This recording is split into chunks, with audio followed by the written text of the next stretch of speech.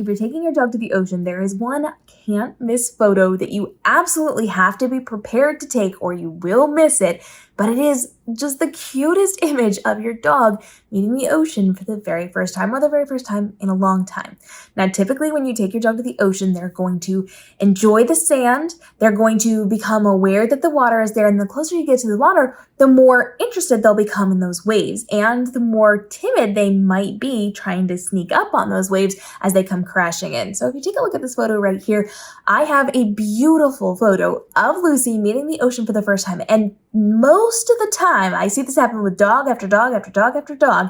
They will kind of crouch down like they're playing, and they will kind of creep forward and they'll creep back a little bit as the waves come in and out. Some dogs will bark at the ocean. Some dogs will sniff at those waves, but you're typically going to find most dogs, not all dogs, but most dogs down in that playful version of kind of like a crouch with their butts up in the air a little bit and their front a little bit lower down, and they're going to creep up to the foam, they're going to creep up to the water, and they're going to investigate. And this is just the cutest dang picture as they are all stretched out on the sand, looking at and engaging with the ocean. So if you, the dog parent, are smart, you will be prepared to take this video or this photo as your dog meets the water for the very first time or the first time in a long time.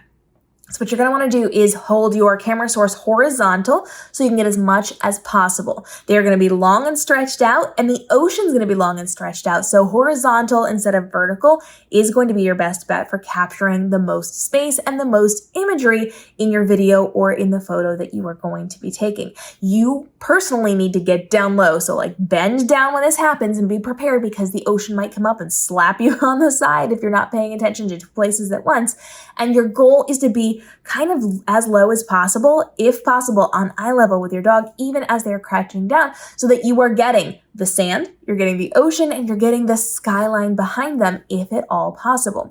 If you're prepared and you know it's coming, you're much more likely to be able to capture those moments. Now, if you have somebody else who can walk the dog up on their leash, by all means do that, or if somebody else document it while you're walking your dog up. But if you're on your own, like I tend to be, you just have to make sure you've got a long lead for your dog so they have some room to run around and investigate. They're still attached to you. And then you just got to get yourself in position because they will not be mindful of when you're ready and when you're not to take their photos. They're just going to be interested in engaging with the ocean.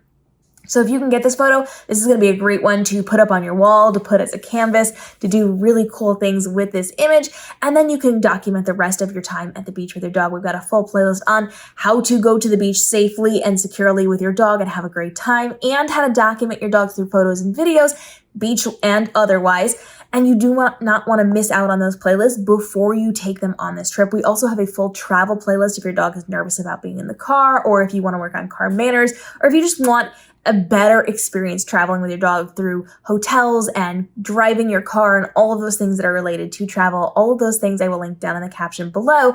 But you want to make sure that you are aware of the photogenic moments before they happen so that you do not miss them. So drop your questions down below. Let me know where you're traveling, and I'll start coming up with lists of ideas of photos that you can get while you're going to specific locations, and we will be able to help you level up your documentation of your dog for your social media or just for your friends and family or yourself over the years to make sure you are leveling up for your pup and giving them the best life possible, especially as you are traveling and especially as you are going to my favorite place, the beach. We'll see you in those upcoming daily episodes.